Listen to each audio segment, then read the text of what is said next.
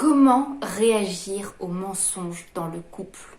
Bonjour à toutes et à tous et bienvenue sur ma chaîne Esther Valentin, votre coach spécialisé en vie sentimentale.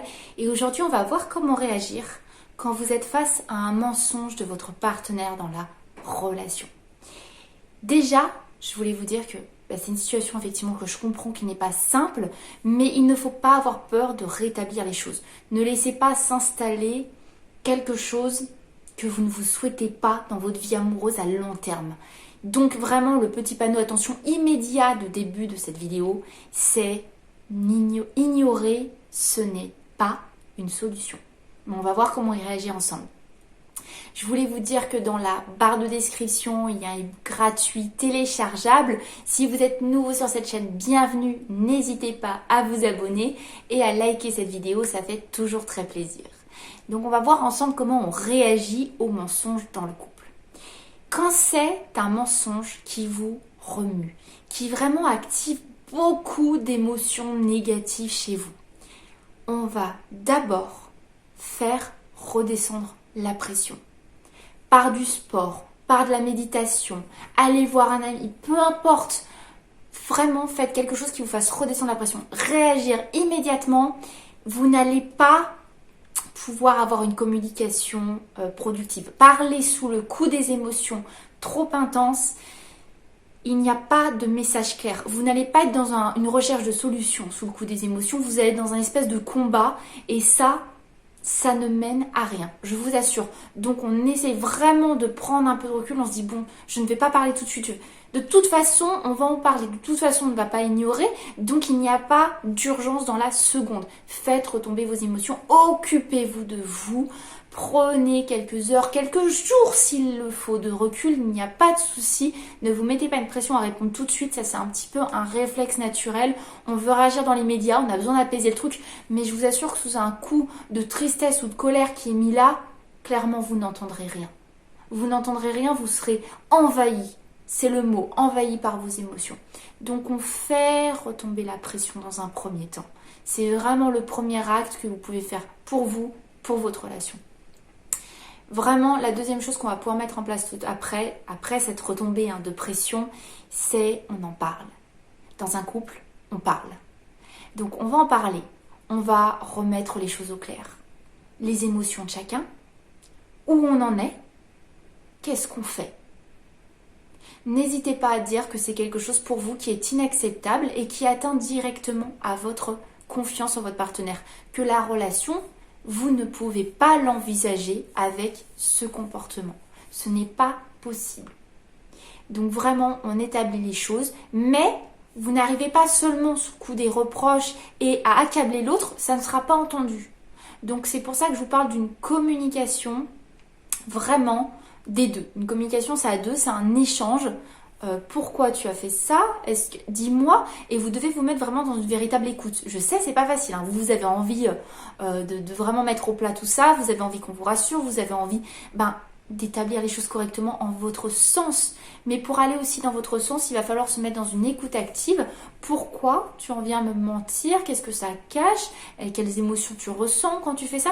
Est-ce que tu penses que ça va apporter quelque chose à la relation? Etc. Et vous aussi d'amener l'autre à vous écouter activement. C'est la moindre des choses aussi. Un couple, ça se passe d'une manière mutuelle, l'un envers l'autre. On fait tous les deux un pas l'un vers l'autre. Et vous pouvez dire, ça c'est quelque chose d'inacceptable pour moi. Mais vraiment, la discussion, j'insiste, elle doit être productive. Donc on n'hésite pas à faire des pauses. Si vous sentez que les émotions reviennent, ça peut être complètement normal avec ce que vous vivez. On fait des pauses. On n'hésite pas à dire, écoute, là c'est en train de remonter en pression. Je vais prendre un bain, je vais prendre une douche, je vais prendre ce qu'il faut. On en rediscute après. On peut faire des pauses, il n'y a pas d'obligation. Il n'y a pas une chose à régler dans la fraction de seconde, ne vous inquiétez pas. On est en train de parler d'une relation.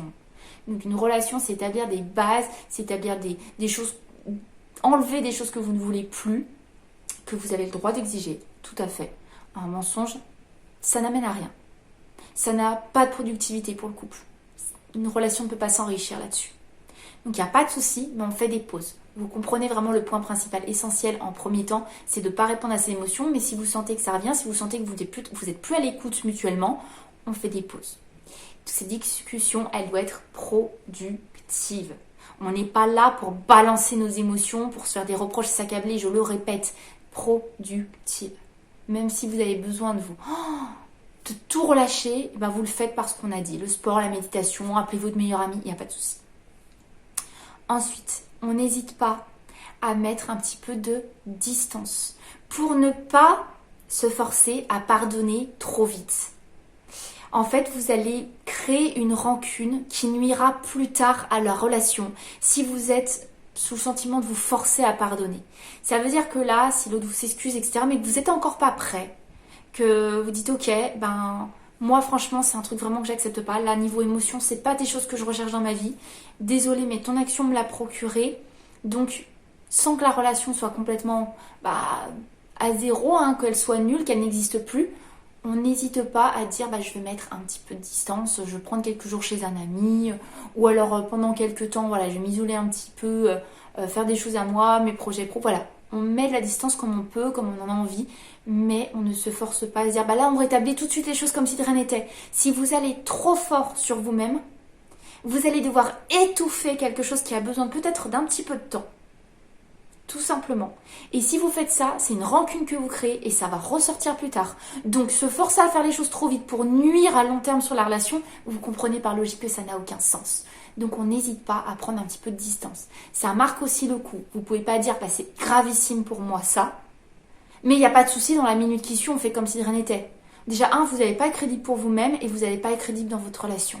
Donc on n'hésite pas à être crédible, écoute, tu vois, je vais faire les démarches pour essayer d'accepter, te croire sur le fait que ça ne refonctionnera plus de cette manière entre nous, mais laisse-moi un petit peu de temps. C'est ok, il n'y a pas de souci. Vous devez écouter vos besoins et vos envies, c'est essentiel. Ce que je voulais vraiment vous mettre comme petit panneau, attention.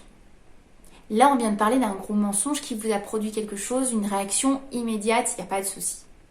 Si par contre, ce sont des mensonges répétés, malgré que les choses soient mises au clair, malgré que vous ayez vraiment eu cette discussion productive, que vous ayez posé vos limites, que vous soyez mis en action. Ne vous mettez pas entièrement dans l'espoir et l'attente que l'autre change. Mais il faut que vous agissiez pour faire changer les choses. Donc je reprends ce que je vous ai dit avant. Vous ne pouvez pas dire je te pardonne, je te crois sur parole, et après je revois tes mensonges, je te dis que c'est inacceptable, mais je reste sans problème. Vous ne pouvez pas vivre dans l'attente que l'autre réagisse en fonctionnant d'une manière qui n'a clairement pas marché, qui n'a pas fonctionné. Donc, vous agissez. Quand je dis agir, c'est là on prend vraiment de la distance. Je ne veux pas d'une relation basée sur le mensonge. Moi, je vais prendre du temps pour m'occuper de moi quelques temps.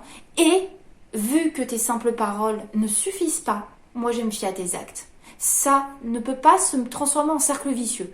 Vous parlez, vous mettez tout en place correctement, l'autre continue. Si c'est quelque chose d'inacceptable, ne montrez pas par votre action de rester, de vous accrocher à la relation que vous l'acceptez. C'est pas crédible comme discours. Donc vraiment, j'insiste, pardonner trop facilement, probablement, c'est la raison qui fait que le mensonge est répété. Si émotionnellement vous dites que ça vous touche trop, que c'est impossible, ne montrez pas que c'est possible et que vous serez toujours là. C'est important. Je vous parle juste d'avoir un discours concordant, un discours entre vos paroles et vos actes, entre vos paroles et votre attitude. Dans la seconde qui suit, on vous dit pardon, je ne recommencerai pas. Je te fais confiance pour une première fois. Si ça réarrive et que vous dites oui, je continue de te croire sur parole, il y a un moment, ne vous laissez pas non plus faire. C'est là-dessus que je voulais vraiment finir et que j'insiste. On vous fait ce que vous tolérez qu'on vous fasse. Donc généralement, quand l'autre reproduit quelque chose, arrêtez de vous mettre dans l'attente que l'autre change sans que vous changiez. Posez-vous la question, qu'est-ce que moi j'ai fait de mon côté pour que ça se reproduise? Je ne vous demande pas de porter toutes les responsabilités, bien sûr. Mais à partir du moment où ça se reproduit et que vous attendez juste, vous devenez responsable aussi. Ça veut dire que de votre responsabilité, si vous attendez que les choses changent, vous devez déjà changer quelque chose chez vous. Donc si vous avez tendance à pardonner trop facilement et à espérer sur simplement les paroles de l'autre et par contre dans les actions vous voyez que ça se reproduit, prenez des dispositions pour montrer que vous changez de fonctionnement. On vous fait ce que vous tolérez qu'on vous fasse. Si vous montrez que c'est intolérable dans votre réaction vraiment, prise de distance par exemple, changement d'attitude, j'attends de voir tes mots, reconquéris-moi mais de A à Z, t'as brisé la confiance que j'avais, donc ça se reconstruit, tu vois, je te laisse encore une chance, mais pas complètement. Par exemple, c'est un changement d'attitude. Donc là, vous montrez que ce n'est pas tolérable. Alors que si vous dites si, je tolère pas du tout, mais je reste, ce soir, je te prends mes bras, je te fais à manger, comme si, bon, par exemple, je continue à t'aimer et à te faire des gestes d'amour comme si de rien n'était, bah là, il faut que vous vous remettiez aussi en question. Vous êtes la personne qui dégage et qui va exprimer par ces changements de comportement, ces changements d'attitude, et pas seulement son discours, qui va exprimer ce qu'elle ne veut pas. Vous avez du pouvoir là-dessus. Ne vous mettez pas simplement dans la position d'attente des changements de l'autre. Agissez de votre côté. Prenez des responsabilités, même si à la base, vous n'avez pas demandé tout ça. Malheureusement, vous êtes aussi responsable de cette relation et vous êtes responsable des réactions que vous allez avoir dans des choses qui ne vous plaisent pas dans cette relation pour établir les bases que vous voulez pour l'avenir. Tout simplement. Donc je sais que ça demande du courage et de la force, que vous aimeriez que tout s'arrange simplement sur un discours, mais si ce n'est pas le cas, n'ignorez pas. N'attendez pas seulement, vous allez perdre complètement le pouvoir et vous allez subir une situation qui va se reproduire. Montrez par vos agissements que ça ne se reproduit plus ou rien. C'est aussi simple que ça. J'espère que ces conseils ont pu vous aider. Si c'est le cas, je vous rappelle de liker la vidéo, ça fait toujours très plaisir. En attendant, vous savez très bien que je ne vous lâche pas parce que je vous retrouve très vite dans une prochaine vidéo. Bye bye.